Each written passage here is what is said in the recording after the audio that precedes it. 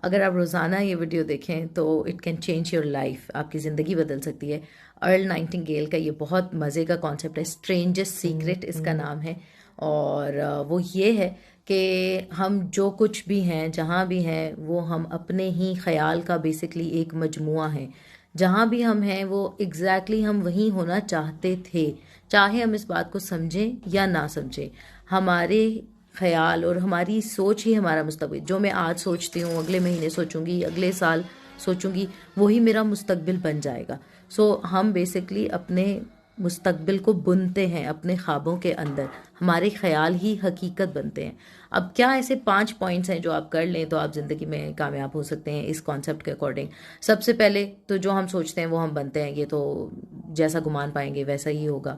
फिर second thing है imagination, तखय्युल, और फिर सोचते रहें, तखय्युल को अपने माइंड में लाएं और दिमाग को जाने दें आगे। फिर है हमारे पास करेज, अपने गोल पे रोज़ाना बहादुरी से चीज़ों को, चैलेंजेस को फेस करना और फोकस करना।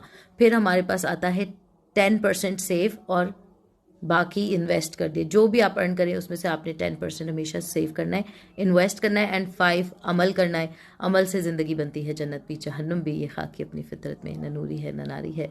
सो लाजमी ये 5 पॉइंट्स फॉलो करें।